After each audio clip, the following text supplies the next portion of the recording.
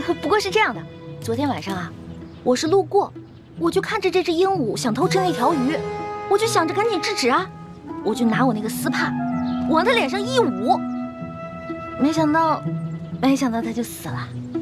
到这个时候了，你居然还这么嬉皮笑脸的跟我口吐妄言呢！本来我今天就想打你20大板的，看你如此顽劣，胆30。这，哎，等一下。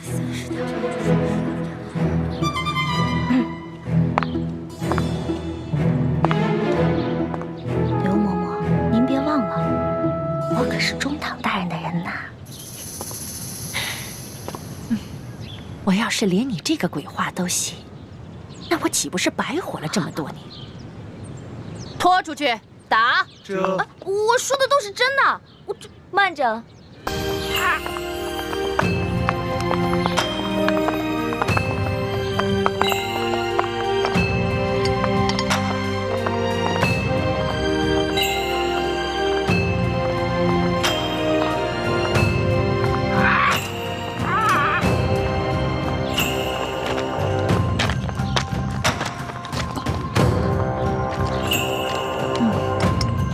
停！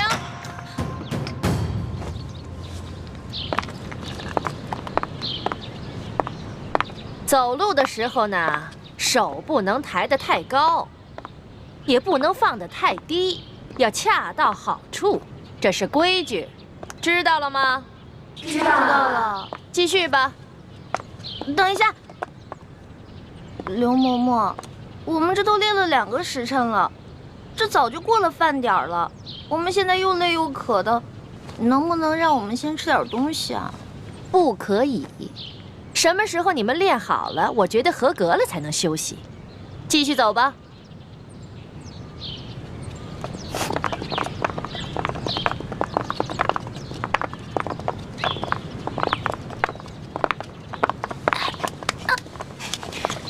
停！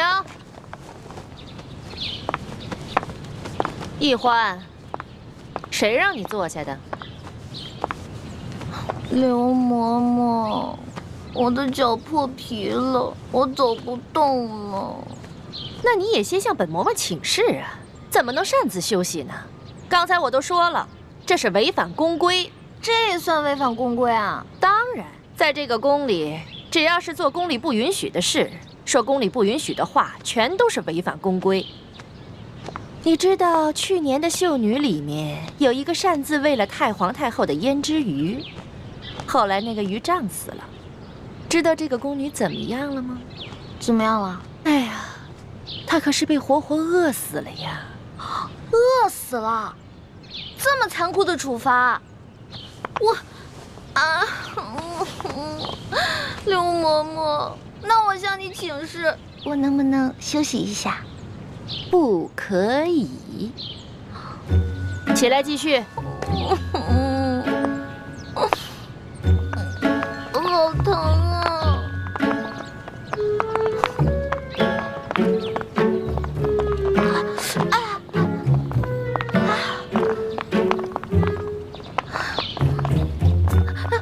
刘嬷嬷，怎么了？我脑袋痒痒，能不能挠挠啊？准。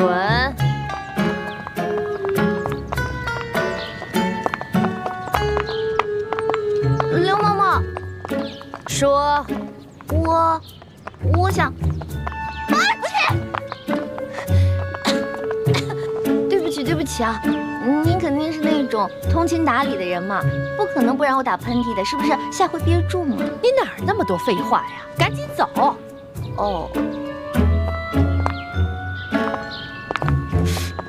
嬷嬷，你又怎么了？就这么一会儿，你举3次手了？不是您说的吗？有事儿之前必须举手请示啊。什么事儿说？我想放屁。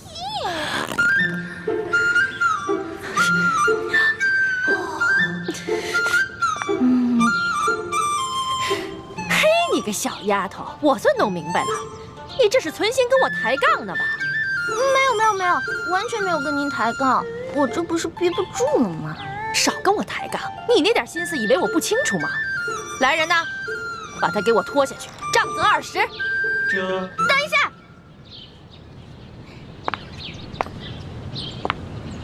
刘嬷嬷，您可知道吏部尚书丁大人啊？我当然知道啊。那您可知道他是谁的干儿子啊？中堂大人，你的，哎呀，响鼓不用重锤吧？有些话不必说得太透吧？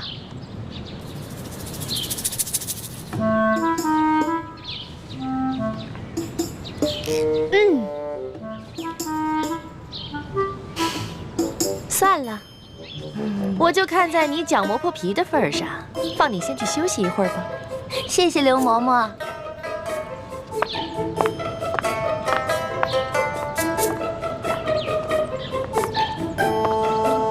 继续练呐。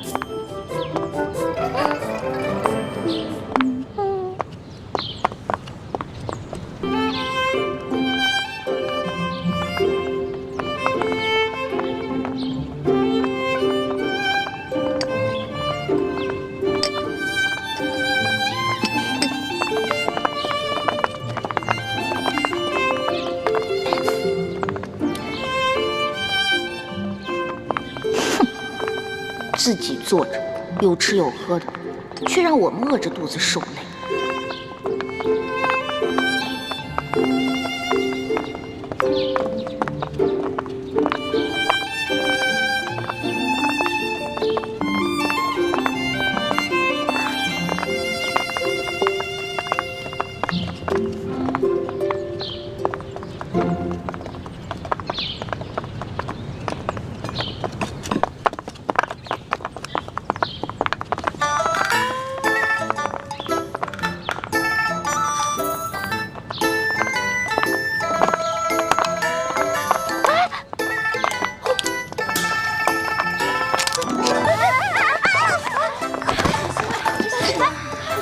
小心了，没事吧？起来，没事。你们三个怎么回事啊？啊，不好好练习，在这捣什么乱呢？在这跪2个时辰。刘嬷嬷，我们真的不是故意的，实在是踩了什么东西滑了脚。嬷嬷，这儿有蚕豆，您看，玉兰姐姐准是不小心踩到了才摔倒的。这怎么会有个蚕豆呢？你怎么了？说话呀！啊，我刚刚噎着了。好端端的，你为什么噎着了？刚才口水没倒过来，一下子噎着了。口水没倒过来呀？这个周围全都是你嘴里的蚕豆味儿了，还想蒙我？手拿过来。我什么都没有。手拿过来。我真的什么都没有。刘嬷嬷。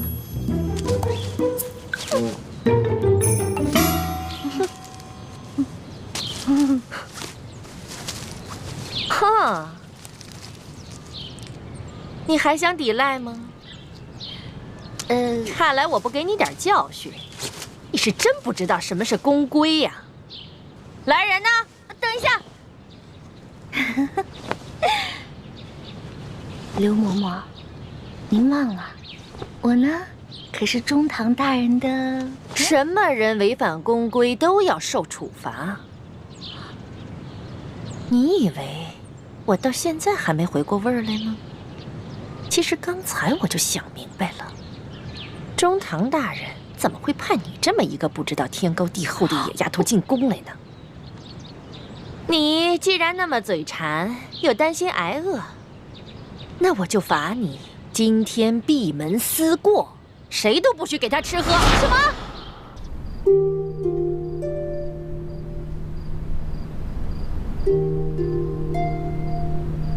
还好还有一颗小蚕豆。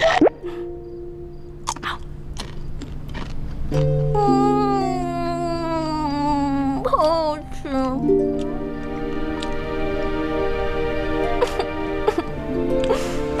但是还是好饿呀！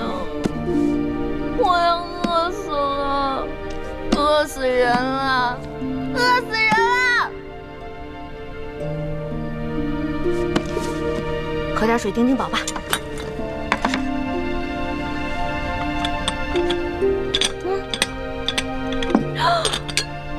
不是吧？啊！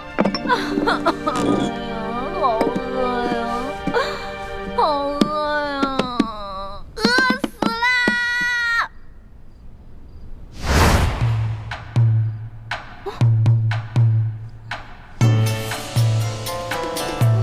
好呀。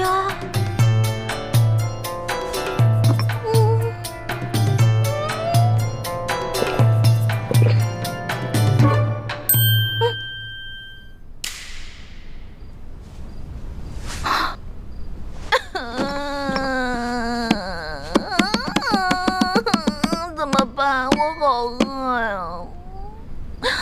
这才进宫我就要饿死了，也不知道猪哥哥找没找到龙小弟。龙小弟啊，你在这宫里的位置到底高不高啊？能不能帮我压住刘嬷嬷呀？哼！哎呀！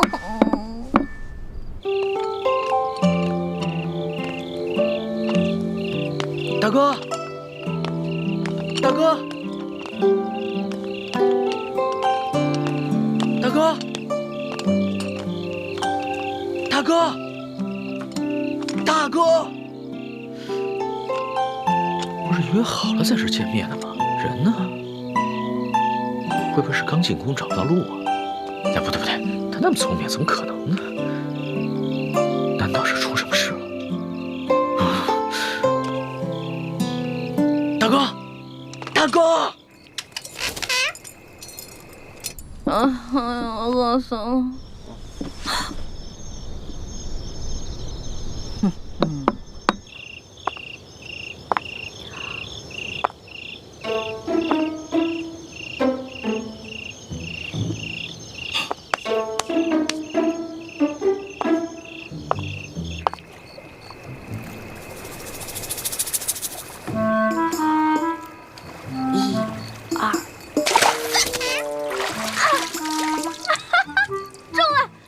今天晚上有生鱼片吃了，耶！走着，走了，生鱼片。太太爷，太太爷，太爷，太爷！嘿，吓死我了！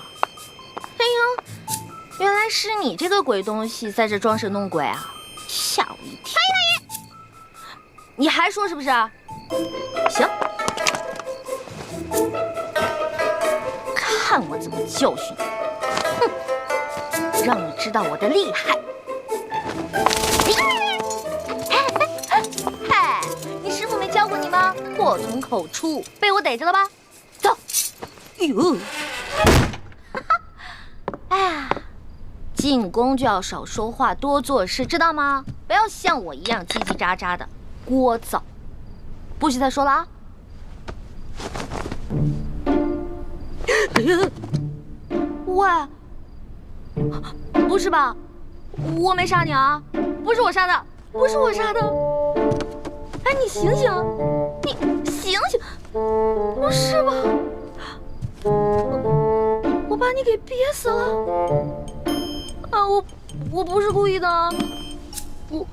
要不然我给你念《金刚经》超度吧。对不起，对不起，对不起，对不起啊！咱们储秀宫里喂了几年的鹦鹉，居然不翼而飞了。养在池塘里的锦鲤也少了一条。说吧，谁干的？知道吗？嬷嬷，玉兰、荣慧、秀禾昨晚出去过。玉兰、荣慧、秀禾，你们出来。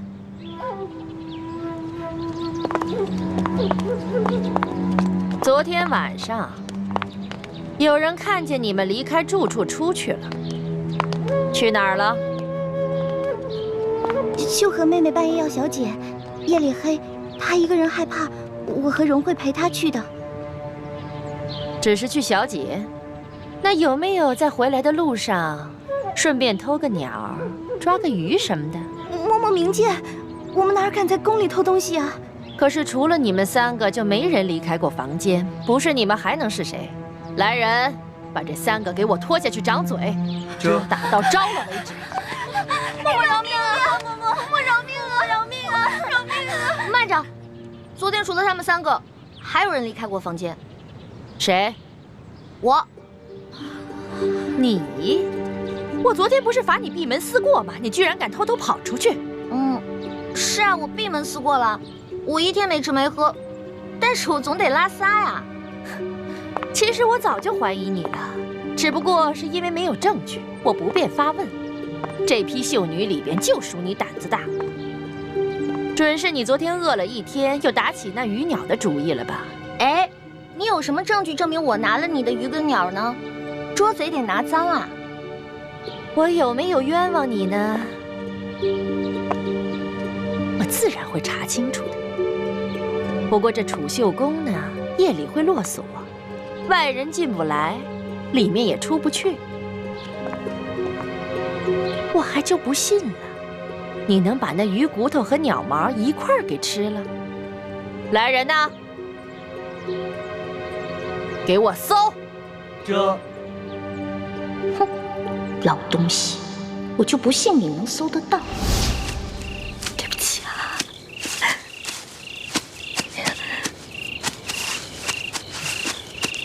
对不起，对不起。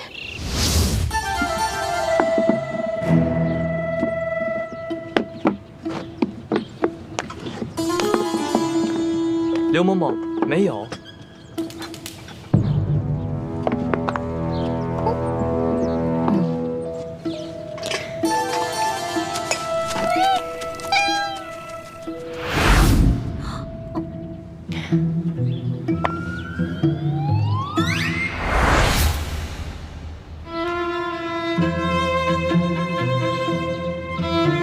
这个丝帕是你的吧？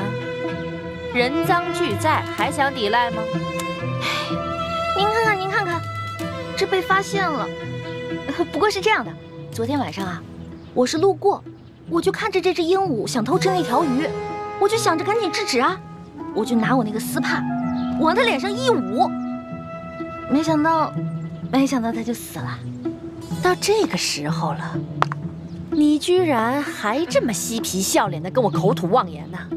本来我今天就想打你20大板的，看你如此顽劣，胆30。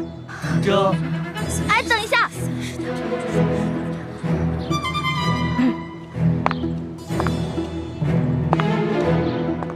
刘嬷嬷，您别忘了，我可是中堂大人的人呐。我要是连你这个鬼话都信，那我岂不是白活了这么多年？拖出去打！我说的都是真的。慢着。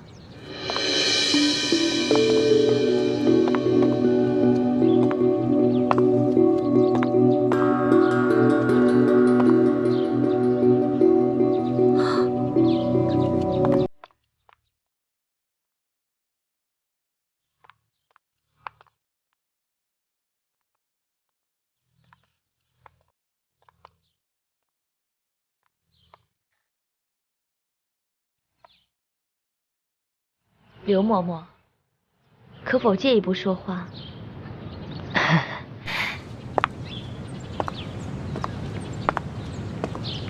这个秀女，我瞧着倒是挺有眼缘的，就替她说个情吧。昨儿个皇上赏赐我很多珠宝玉器，只是这个镯子我戴着太大了，想来这大小啊，正适合嬷嬷你呢。哎呦，那就多谢厉贵人赏赐了。今天这事儿就看在厉贵人的面子上，我就不追究了。那就多谢嬷嬷了。这个秀女有些不懂规矩，不过长得嘛倒是挺可人的。嬷嬷不如把她交给我，我来替嬷嬷好好调教调教。厉贵人，你亲自调教，那自然是易小主的福分了。易欢，还不谢过厉贵人？易欢，谢过厉贵人。学姐姐，师傅们真的不应该把你安排进宫。这大清的皇上是咱们最大的敌人，你却要委曲求全，委身于他。一想到这儿，我这心里就堵得慌。你也别太怪师傅们了，他们这么做也是为了尽快找到铜匣，拿到藏宝图和议事名册，壮大咱们联盟的力量。可是这是牺牲了你一生的幸福啊！个人的幸福比起光复大明的大业，不足为道。更何况，我早就是一个无父无母的孤儿。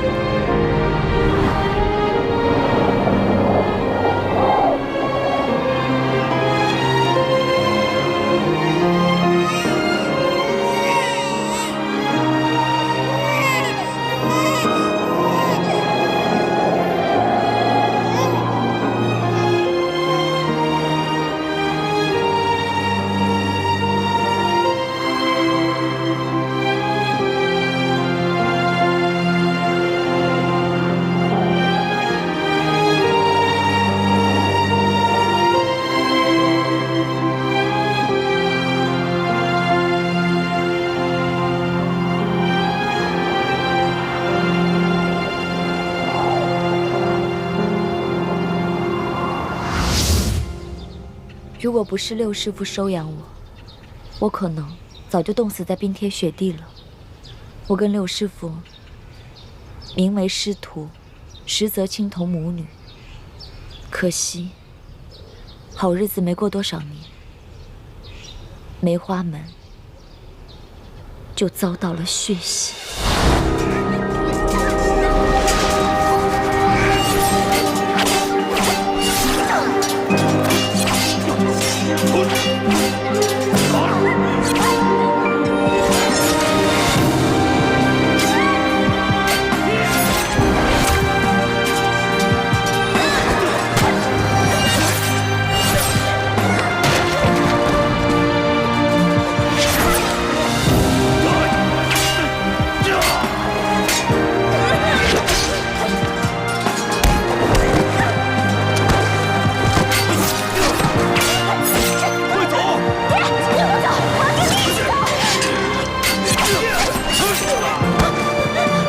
倾城去找靖王，为我梅花门报仇。爷，我们跟你一起走。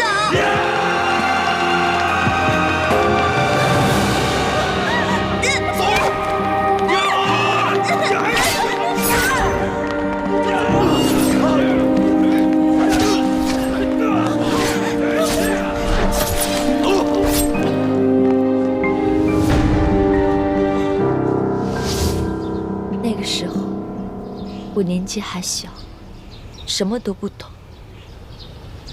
六师傅告诉我，那些杀手全都是清廷的走狗，凡是不归顺清廷的武林门派，全都遭到了血洗。这么深的血海深仇，让你一个弱女子来报，实在是……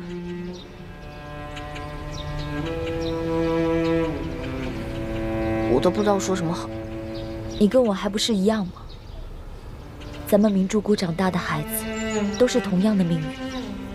就连你和大师兄，你们一个是大明最后一个太子，一个是大明未来的太子妃，可为了光复大明的大业，不也冒着险潜入这紫禁城了吗？可是我不一样啊，我进宫是为了引起康熙跟鳌拜的内斗，只要一旦得手，我们就可以撤了。可是你要一直以身试敌，留在这紫禁城里，直到找到铜匣为止。你也不用太替我担心，我一进宫就得到了皇上的宠爱。我跟六师傅正努力在宫中收买耳目，拓展资源，相信我们很快就能找到铜匣，完成任务。学姐姐，从小我就觉得吧，大人为什么总是宠你，给你贵重的首饰、好看的衣服，谷里牛羊挤的奶不给我们喝，却给你泡澡，原来是想把你养大送进宫里啊！哎呦，我小时候实在是太小心眼了，居然还会嫉妒你。一欢，那个时候咱们都是小孩子，难免会争大人的宠。以前全谷的人都宠着你，可我一进谷，大家却更宠爱我了。换作是我啊，我也会嫉妒。但现在你都知道了，在师傅们的心里，最宠爱的人始终都是你。雪姐姐，你放心吧，我跟猪哥哥已经进了宫了，而且我还结识了皇上的心腹侍卫，叫做龙三。我们也会想尽办法帮你一起找到铜匣，到时候我们就可以一起离开这个龙潭虎穴了。好，我们一起努力。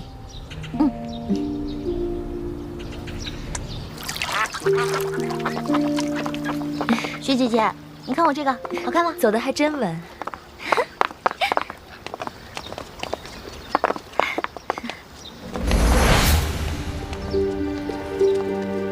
爹，雪姐姐，那不是我爹吗？他怎么进宫当太监了？那不是你爹，那是李德福李公公，大内总管。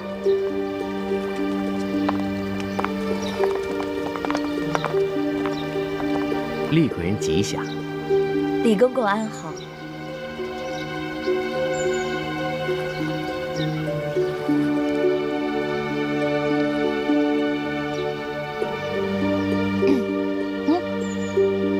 秀女李一欢给李公公请安。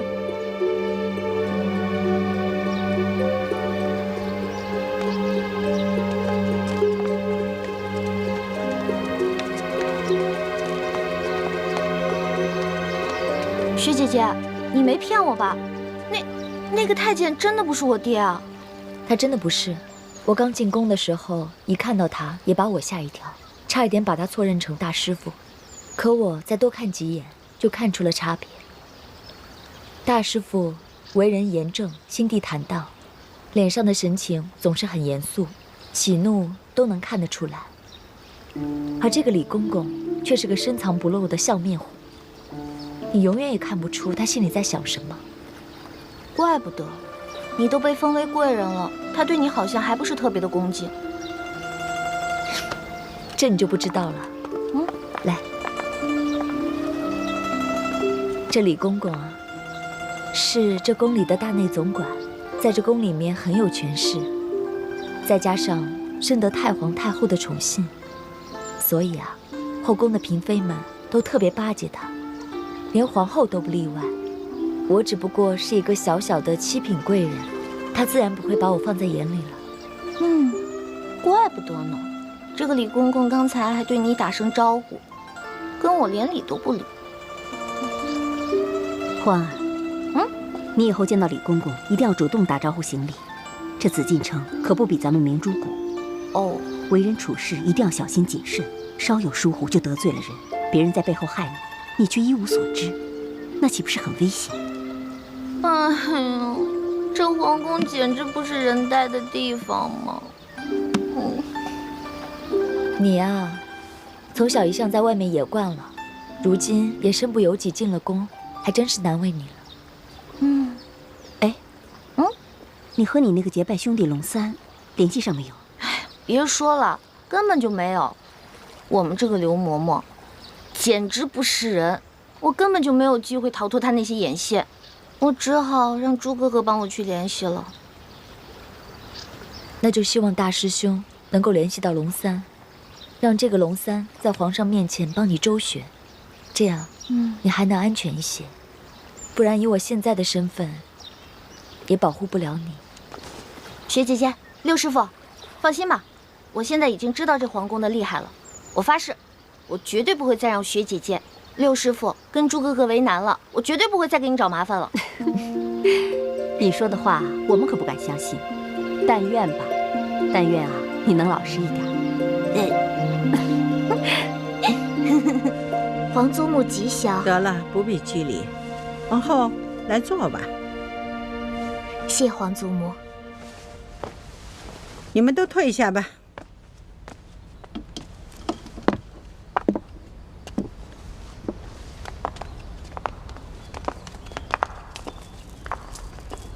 皇祖母，出了何事？哀家刚刚得知，这批秀女中混入了鳌拜的奸细。奸细？哀家是警告过他，以为他会收敛，没成想他更变本加厉了。哀家要是不给他发发威，看来他真是把哀家当成一个没有用的老太婆了。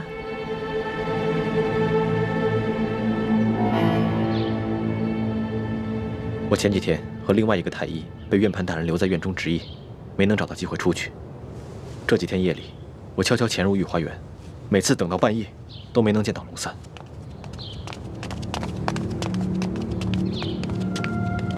他会不会跟你一样，被派到某处值守，没有机会跟我对接啊？你这个结拜兄弟龙三到底是什么身份？我问了那么多人，都没有人听说过有一个叫龙三的御前侍卫。不是。嘘。他跟我说的，他不会骗我的。你怎么知道他不会骗你？你没什么江湖经验，跟他交往又不深，他未必会真心对你。可是我们是拜了把子的。拜了把子又如何？你对他，不也隐瞒了你自己真实的身份吗？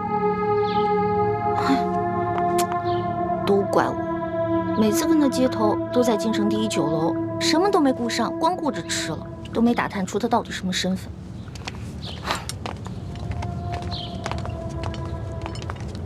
这个龙三，肯定是宫里的人，究竟是不是御前侍卫，就很难说了。这紫禁城里住着上万人，不见得人人都互相认识。我再找人四处打听打听吧。我让雪姐姐和六师傅也帮我打探打探。从昨天开始，康熙那个小色皇帝就开始挑选秀女侍寝了。他一旦选中我怎么办啊？在此之前，我得赶紧找到龙小弟，让他帮我在皇上面前好好周旋。好，你最好画一张龙三的画像给我，我拿着画像去打听。好，今天晚上给你画，明天找机会给你。好，散了吧。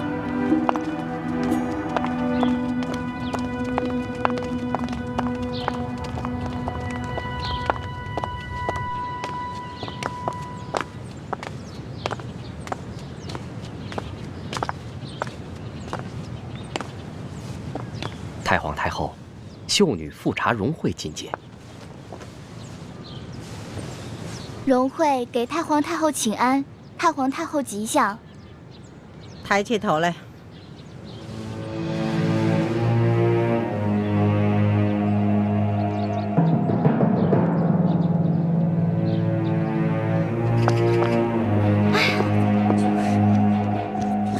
是吗？玉兰姐姐，他们这是怎么了？荣惠姐姐她，荣惠姐姐怎么了？她昨天不是被叫去侍寝了吗？她可是这批秀女当中第一个被叫去的，你不是还挺羡慕她的吗？她不知道做错了什么，惹怒了皇上，被太皇太后赐死了。惹怒了皇上，被太皇太后赐死了？我们大家都吓坏了。对了，今天晚上秀禾姐姐也去侍寝了，不知道她今晚的运气能不能好一点。我的天哪，我还是赶紧先画画吧。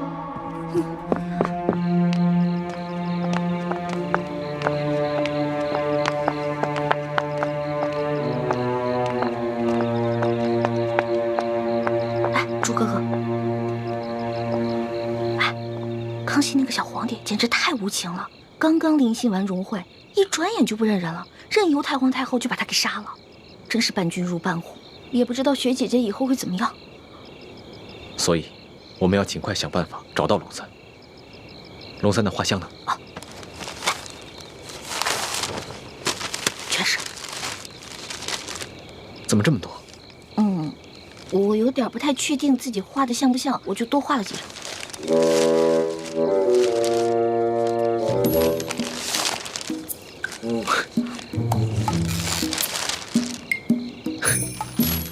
你这画的都是龙三？对啊，这张鼻子像，但是眼睛有点小。这张呢？这张眼睛画大了，下巴又不对。这张下巴像，可是眼睛有点小。这个眼睛还行，但是脸盘子有点大。哎呀，反正都还差不多，你自己看吧。环妹，以前在谷里上课的时候，就叫你认真一点，你就是不听。现在知道后悔了吧？哎呀，好了好了，别说我了，这时候批评我也没用啊。看来，我还是去御花园碰碰运气吧，看看能不能找到龙三。你去吧。好。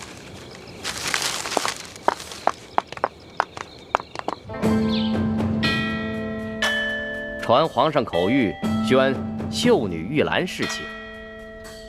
妾玉兰，谢皇上恩典。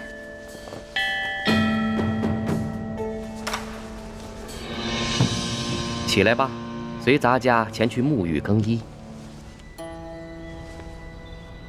李公公，秀禾呢？他为什么一直都没有回来？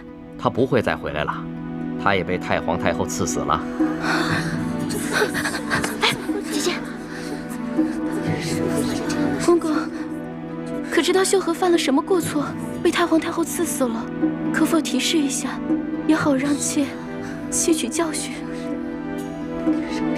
这个嘛，咱家也不清楚。主子们要赐谁死，那还不是一句话的事，谁又敢多问呢？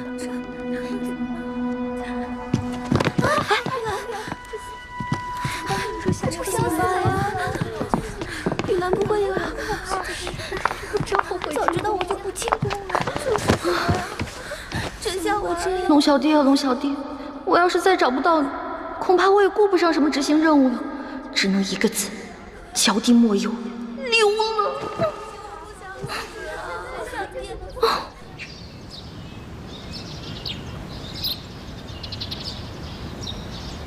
混入秀女中的3个奸细，都被哀家给处置了。这下皇上该清静了。皇祖母，如此一来，鳌拜一定会对你老人家怀恨在心的。这宫中啊，爱哀家的，恨哀家的，就像哀家的头发丝一样多。如今他们也老了，啊，这头发细的也都掉得差不多了。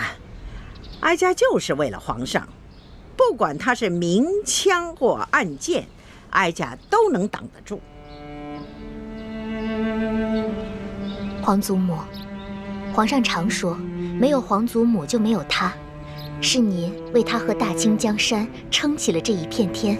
哎，那是，哀家跟皇上相依为命，这么许多年不容易呀。哎，皇上啊，是哀家的命根子啊，他只要不像他的皇阿玛，哀家就心满意足了。皇祖母放心，皇上不会重蹈先皇覆辙的。这么多年来，皇上从来没有对哪个妃子特别上心过。宫里来了那么多的秀女，皇上似乎也没有多大兴趣。他才多大，正当年少，又急于亲政，这男女之事啊，自然不往心里去。当他的朝局一稳定，那可难说了。你看他的皇阿玛遇到那董鄂妃的前后，判若两人呢。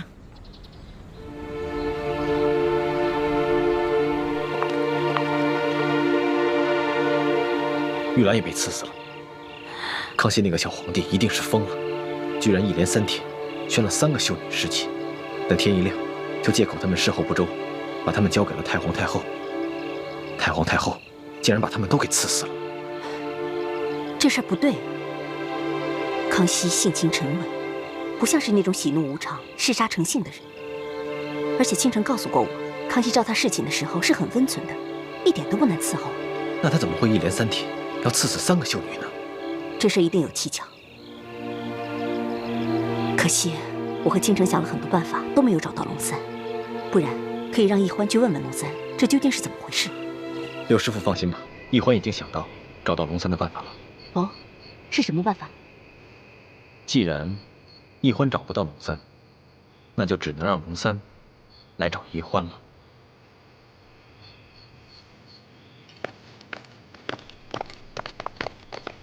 老三，哪儿呢？那儿呢。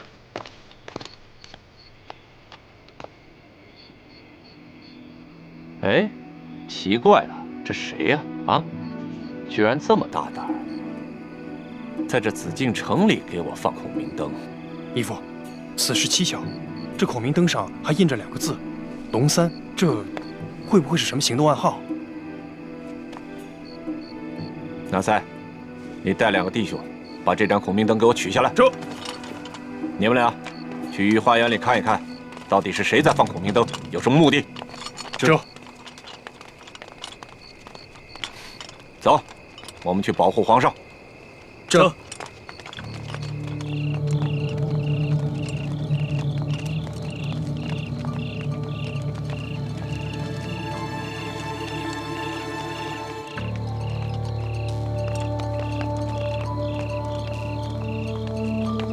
皇上还没有就寝吧？皇上正在批阅奏章。我有要事要见一下皇上，有劳公公帮我通禀一下。好，左大人，请你稍后。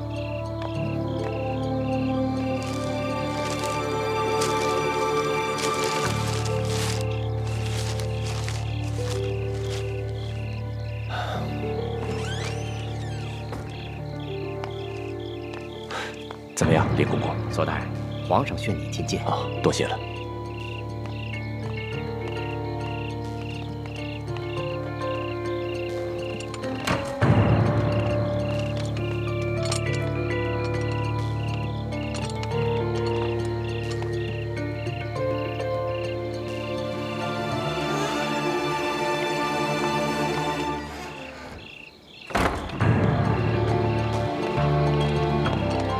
皇上有旨，撤回御花园搜查的侍卫。从今天开始，如果再发现像今天晚上这样的孔明灯，一律直接上报，不许私下议论，违旨者斩。这。左大人，皇上这道旨意到底有何深意啊？当奴才的，不要随便的猜测圣意，按旨办事。老奴失言了。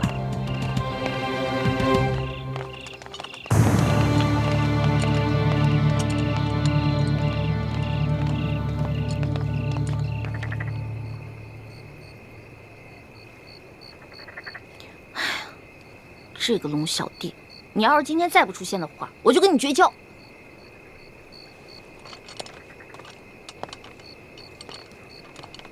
大哥，大哥，大哥，大哥，大哥，大哥，大哥！我呀，龙小弟。大哥，你怎么变成了个女的呢？我呀，我是易欢的妹妹，易成。大哥，你可别开玩笑，你手上那个玉扳指还是我结拜的时候我送给你的呢。这个呀，这是我大哥送给我的。不可能，我大哥答应过我送给他的东西，他不会转送给别人的。所以，大哥，你到底是男的还是女的呀？龙小弟，我发现你这个人啊，身体不强，功夫还差，这江湖经验更是差得离谱，连我女扮男装都看不出来。我告诉你啊，亏得你是在皇宫里当差，你要去江湖混啊，早被别人当成下酒菜给吃了。得了吧，我早就认出来你是女的了。只不过我出身于官宦之家，从小见的女子都是胆小羞涩，大门不出二门不迈的。头次见到你这么大胆子，还敢溜进宫里偷吃东西，我呢就想看一看，接下来你还会耍什么花样。你的意思是说，你早就看出来我女扮男装了？我只是没有江湖经验，可我不是傻瓜呀。反正我们都已经结拜了，我就是你大哥，你就是我小弟，不管我是男是女的，你都得喊我大哥，知道吗？不行不行，你只比我小1岁，又是女的，你还让我叫你大哥？哎，你就老老实实做我的小妹了。不行不行不行，从小当小妹我都当腻了，好不容易落个大哥当当。我告诉你啊，这个当大哥啊，不是按照年龄，不是按照性别，而是按照能力的大小。如果你能打过我的话，大哥给你当啊。好吧，论武力，我确实不是你的对手。哼哼，哎，可是你穿的这一身女装，让我叫你大哥，我真的是叫不出口。要不然，我叫你大姐。我呸！大姐多难听啊！大哥，大哥，大哥。哎，不行，大哥，哎，这样吧，我叫你老大好了。行吧，只要你承认我比你大就行。我问你，罗小弟，这几日我哥哥约你在这儿见面，为何都不露面啊？这前2天啊，皇上派我秘密出宫执行一项任务，我这不刚回来吗？那我跟我哥哥四处打听，为什么都没有人知道你龙三这个人啊？老大，还说你江湖经验丰富呢。哎，你看看啊，这宫里边宫女、太监、侍卫加起来上万人，那有些人在宫里边生活了一辈子，还不能全认识呢，这有什么好奇怪的？听你这么说，好像是有点道理。我大哥是不是跟你说了？其实我就是鳌拜。嘘，咱们找个安全的地方说。走。哎，你慢点儿。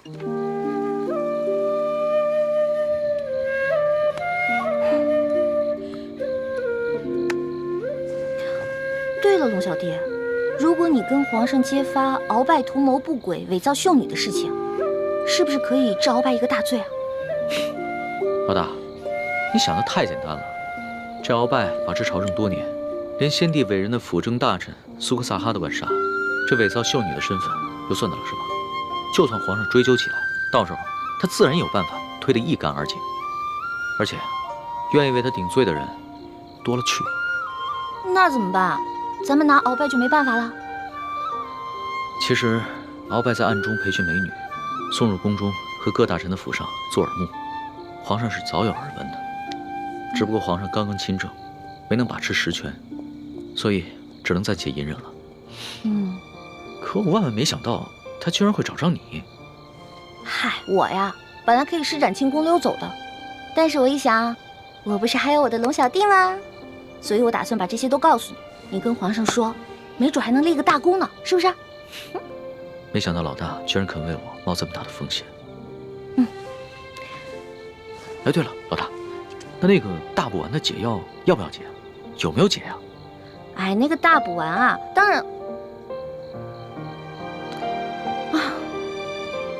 当然要紧了。那个大补丸可是鳌拜独家秘制的毒药，我跟我哥哥拿它都没办法。但是我一想，为了你，龙小弟，我要心甘情愿，哪怕是上刀山、下火海，也在所不惜。老大，还是你对我情深意重。等皇上抓着鳌拜以后，一定会逼着鳌拜交出大补丸的解药的。哎，那个小皇帝我是指不上了。一连3天，临幸的3个秀女，天一亮就被太皇太后直接给除掉了。像这样的暴力昏君，你说他就算抓住了鳌拜，掌握了大权，与我跟天下老百姓有何关系啊？老大，其实你误会皇上了。那3个秀女啊，都不是普通的秀女，她们都跟你一样，是经过训练送到宫中来当奸细的。你是说，在这批秀女当中，还有其他秀女是鳌拜的奸细啊？当然，不仅鳌拜，还有吴三桂，还有一些心怀不轨的大臣，都在秀女当中配置有自己的亲信，妄图把手从朝堂之上伸到后宫中来，用来控制皇上。天哪，被你这么一说，好可怕呀！这原来看似平静的皇宫，有这么多阴谋啊！不过可惜那3个秀女了，她们有什么错呀？她们肯定也是受人胁迫才不得已的。哎呀，这个皇帝心真狠，把他仨全杀了。老大，这权力之争啊，不像是请客吃饭，而是你死我活的较量。皇上要是在这个时候仁慈一点，那他就会被像鳌拜那样的权臣掌控得死死的。龙小弟，你说皇上会不会把我……若是皇上呢，悄悄派人查出你的底细啊，那你这小命肯定就不保了。但是我已经跟皇上禀报过了，所以一定会保你没事的。真的啊？而且你要是配合皇上抓住了鳌拜，一定会立下大功的。哎，如果我配合皇上抓住了鳌拜，他是不是可以给我好多奖赏？那当然，赏赐的金银珠宝，你3辈子都花不完。真的假的呀？那这一趟冒险我可值了。说吧，让我怎么配合皇上？怎么配合皇上？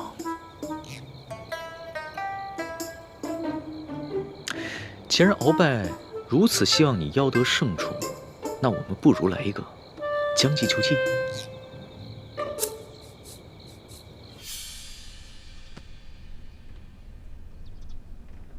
小主的身子并无大碍，可能是饮食不调积了食。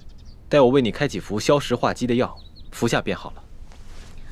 哎呦，可不及时嘛！这宫里的茶点饮食实在太好吃了，我一吃根本停不下来。这宫里处处潜藏着危机，你要把性子收敛一点。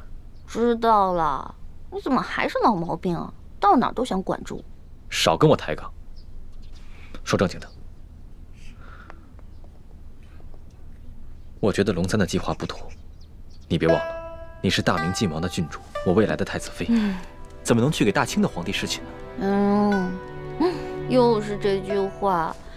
我不是都说了吗？不是真的去侍寝，这是他跟皇上商量的一出戏，为了骗鳌拜的，不会真的去给小皇帝侍寝的。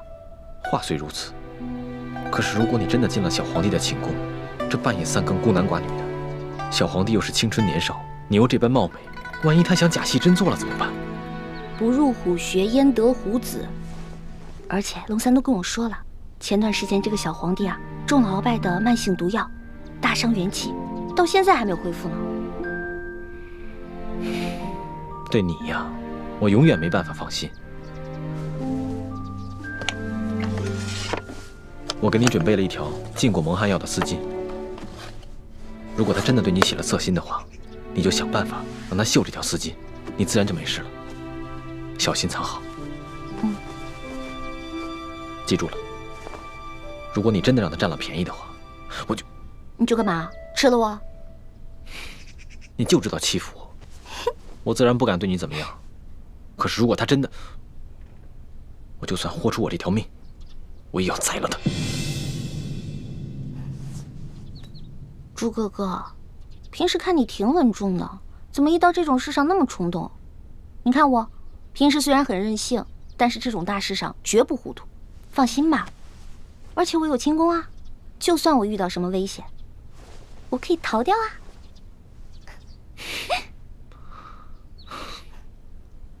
我这就为小主去煎药去。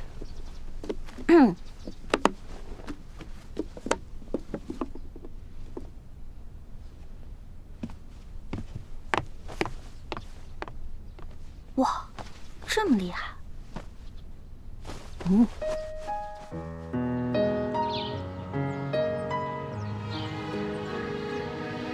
皇上有旨，宣易欢姑娘侍寝。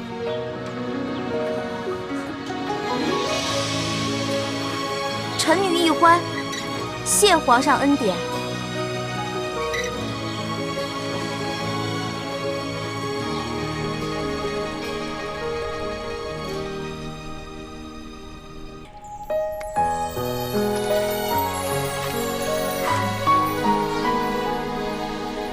李公公，李公公，我要换的衣裙在哪儿啊？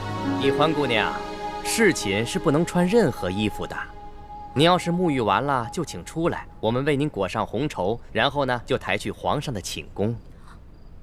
不能穿衣服啊？对，就连任何首饰都不能戴。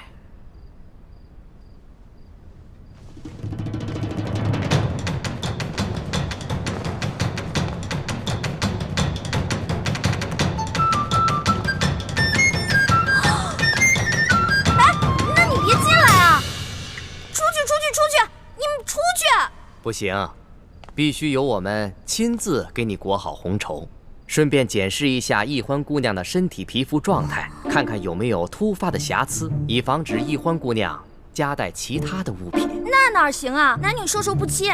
要不这样，你们先出去，等我穿好了叫你们。敬事房太监主要负责皇上和后宫所有嫔妃的房中之事。易欢姑娘入宫之后，难道就没有学习过吗？学是学过了，但我现在不是还有点不习惯吗？这。你们！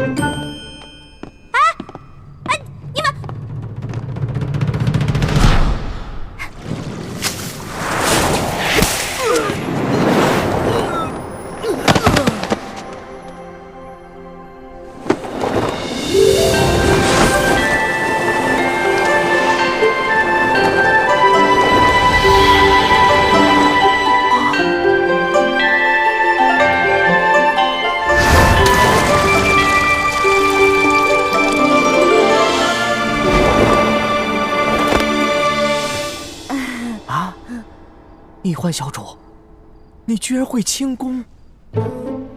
我爹啊是武将，所以从小呢，我跟他学过一些。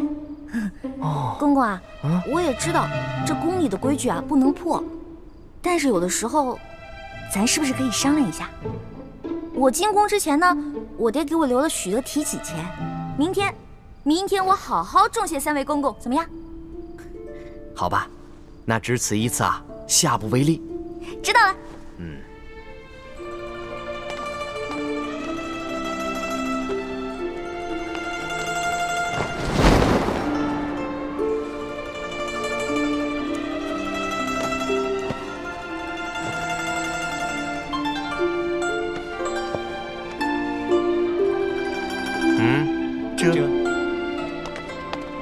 哎，那个公公，我把那个丝巾拿一下，我的丝巾。我的丝巾！哎，公公！易欢姑娘，别说丝巾了，一根丝线都不能带。我的丝巾，公公，我的丝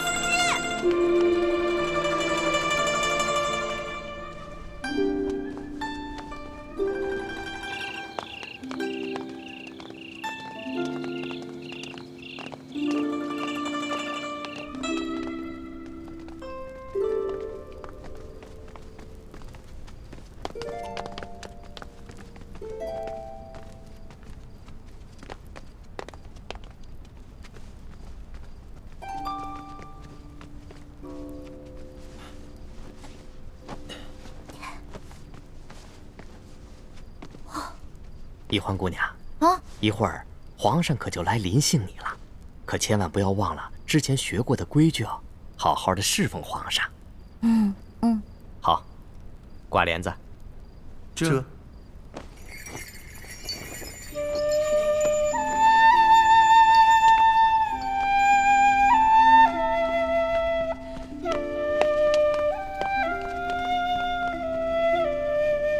原来这就是皇帝的寝宫啊！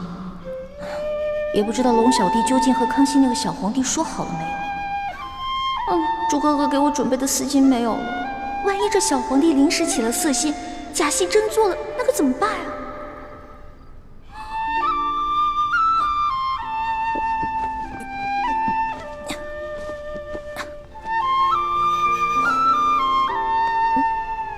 完了！朱哥哥要是看到我穿成这个样子，肯定会气个半死。要不趁这个小皇帝还没来，我赶紧溜了吧。万一那个小皇帝怒了砍我的脑袋，那龙小弟肯定会帮我求情啊。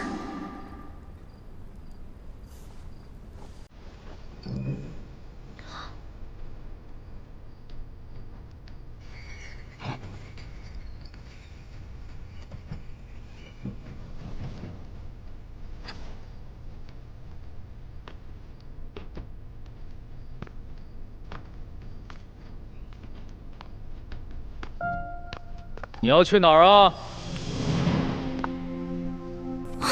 你谁啊？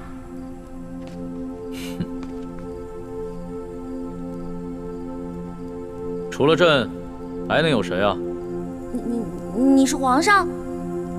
你是皇上，为什么要戴面具啊？朕喜欢在临幸后宫嫔妃之时，玩一些有情趣的小游戏。臣女易欢叩见皇上。皇上万岁万岁万万岁！起来吧，这里又没有外人，不必那么拘束。谢皇上。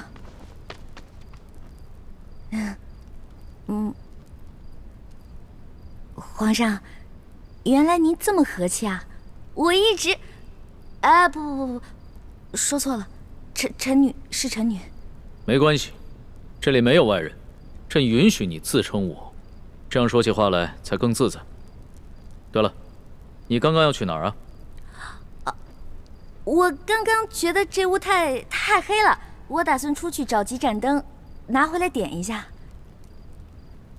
朕在就寝的时候啊，喜欢光线暗一些。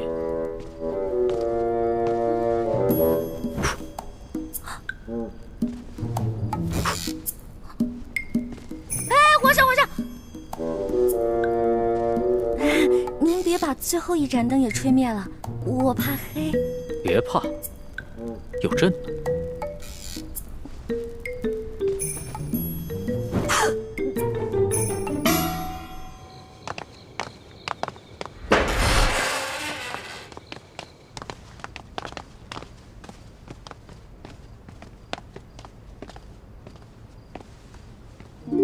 微臣李建清叩见厉贵人。李太医免礼。谢厉贵人。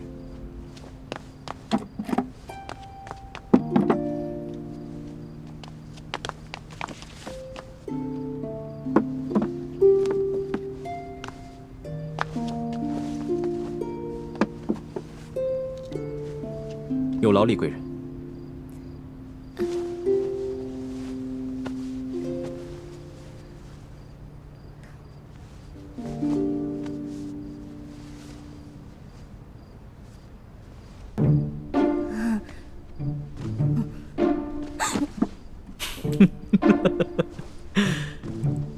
你看起来好像在发抖啊，很怕朕啊？我没有，我只是觉得这屋子比较冷而已。哦，你穿的这么少，难怪会冷。要不然这样，你到朕的龙床上躺一会儿，盖着被子暖暖身子。哦，让我上床，这小皇帝果然没安好心。我突然不冷了。那就让朕抱抱你，替你暖暖身子。你果然很怕朕啊！可是朕听龙三说过，你的胆子一向很大，你在他面前提起朕来，那可是从来都不怕的呀。皇上，我不是怕你，我就是怕你离我太近了。咱不是说好了的吗？朕和你说好了什么呀？不是我跟您说好的，是龙三跟你说好的。您忘了，咱们这次只是将计就计，您假装宠幸我，为了博取鳌拜的信任啊。今天晚上的事情是假的，不是真的。朕确实是和龙三定下了这条将计就计之策。只是这漫漫长夜，何苦虚度？咱们也不必演戏了，就让朕真的信了你。再说了，这全天下又有哪一个女子不想做朕的女人呢？皇上，这天下女子也不尽是贪图荣华富贵之辈啊。对大多数女人来说，她们与其与这个后宫佳丽3000争宠，不如找到一个白头偕老、心心相印的有情人。那唐代鱼玄机就说过呀：“易得无价宝，难得有情郎。”朕自13岁大婚以来，还从未有人跟朕说过这样的话。皇上，您生气了？你不会砍我头吧？你当朕是杀人狂魔吗？动不动就随便砍别人的头。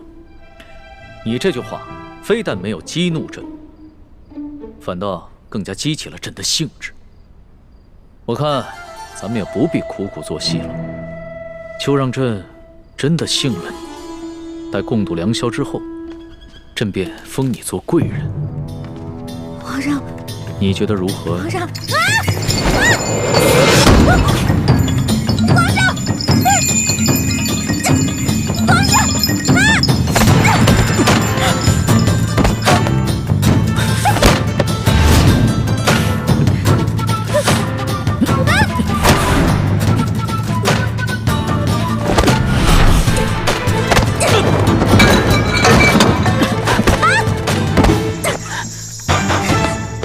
皇上，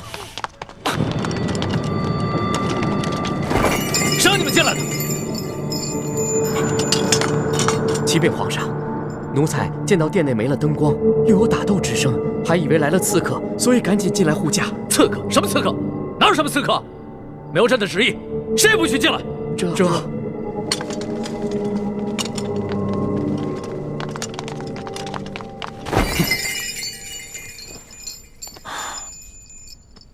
好了，别再动手了。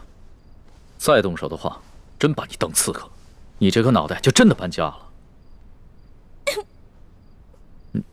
你哭什么呀？皇上欺负人！朕怎么就欺负你了？是你先对朕出的手啊！这还是第一次有人敢在朕的龙床上对朕大打出手，只怕也是古往今来第一个敢在龙床上对皇帝大打出手的女人吧？皇上强词夺理，明明就说好了还强迫人家不想反抗还不让，反抗打不过人家就吓唬人家，哪有这样的？这有你说的那么不堪吗？好了，别哭了。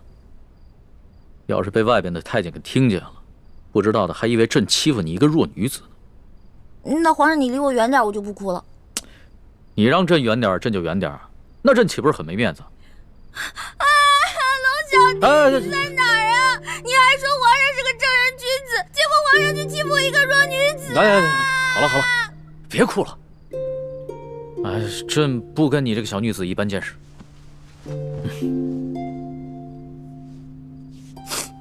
去找太医院的当值赵方抓药，我还要留下来给丽贵人扎针。是。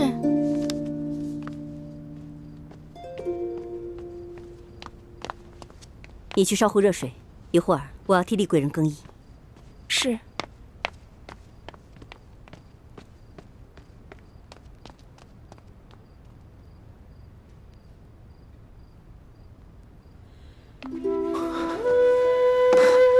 雪师妹，大师兄，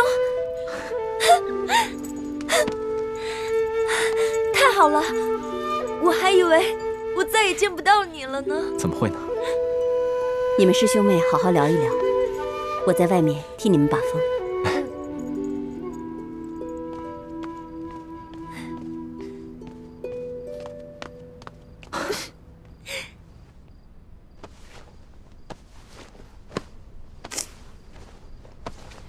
你找什么呢？我想找个手巾擦擦脸。这龙床上哪有手巾啊？朕也不想传太监打扰我们。哎，你又想干嘛？放心吧，朕不会动你的。朕堂堂天子一言九鼎，给你擦个眼泪。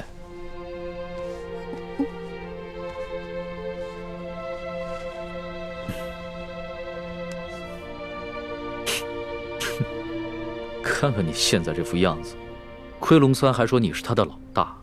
哎，他是现在看到你哭得跟鼻涕虫似的，还不笑话死你？其实我在龙三面前好多都是吹牛的，我没有他说的那么勇敢，我也没有多少江湖阅历，我也从来没被哪个登徒子轻薄过，何况是被全天下最有权势的轻薄过，我能不害怕吗？朕听出来了。你是拐着弯儿骂朕是个好色轻薄的登徒子是吧？臣女不敢，臣女没这么说。皇上，臣女能不能请求皇上一件事儿啊？说来听听。您能不能别把今天晚上的事儿告诉我龙小弟啊？如果你告诉他的话，以后我就没脸在他面前充老大了。哎呀，朕又不是长舌妇。不会告诉他的。哎，不过朕保全了你在结拜兄弟面前的形象，你要怎么答谢朕呢？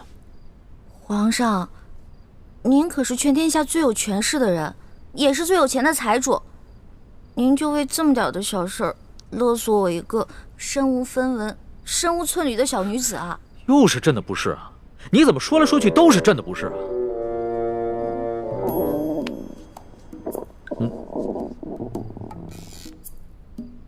什么声音？